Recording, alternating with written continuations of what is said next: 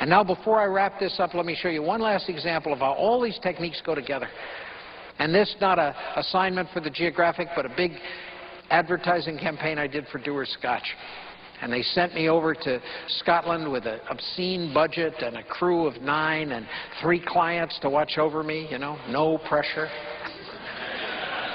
And one of the things they asked me to do was photograph salmon fishing on Scotland's River Tweed.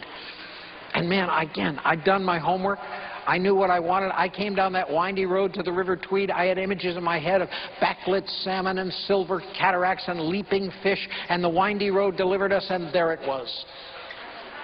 Looked like the East Sandusky River, the river without drama. I turned to my art director. I said, "What are we going to do?" He said, "I don't know, I'm car sick. I'm going back to the room." So it was up to me. You know, how many times every week is it up to you? I got talking to one of the guides, the gillies, the gentleman there in the foreground. Each beat of the river, each stretch has a different guide, a different gilly, and they know every rock and every shoal and every riffle. And he told me that salmon fishing in Scotland's a very formal affair. You wear a coat and a tie and a hat and chest waders.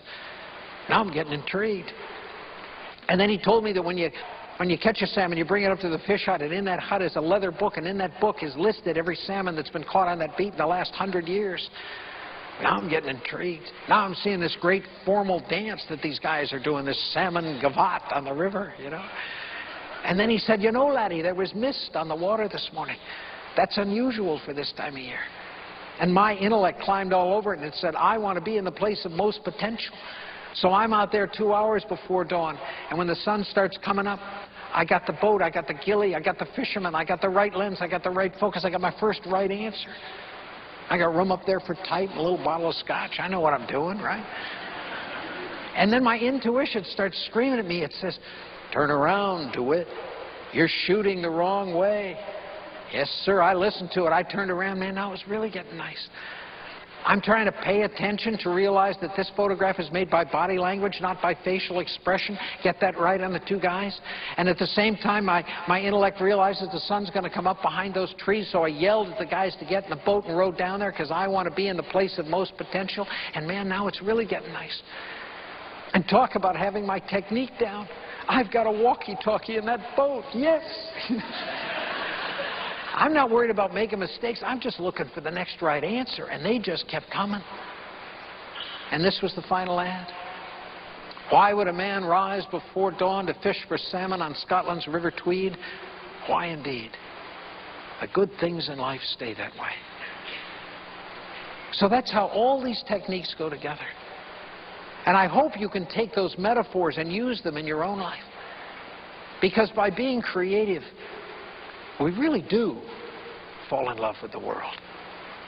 And in that moment, we transform the ordinary into the extraordinary. My photography has given me so many of those moments.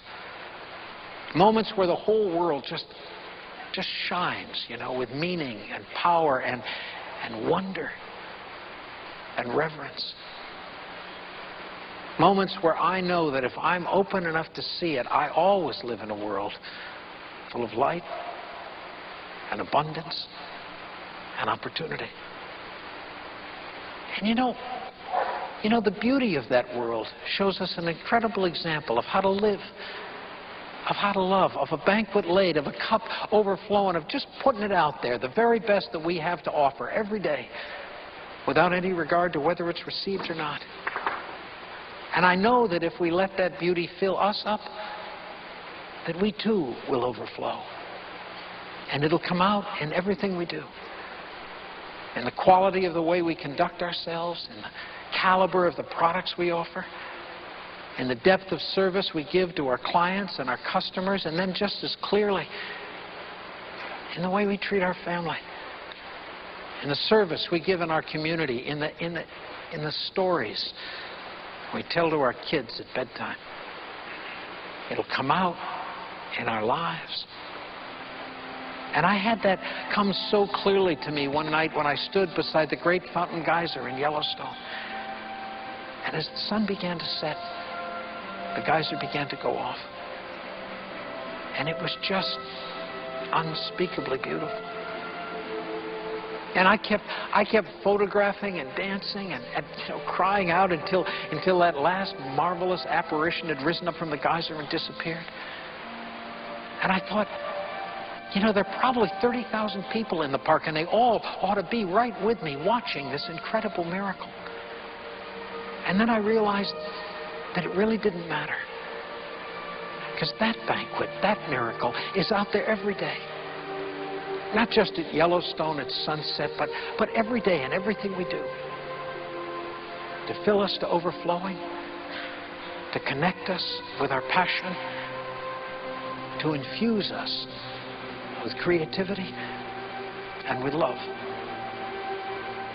See that vision, my friends, and seize the day. Thank you very much.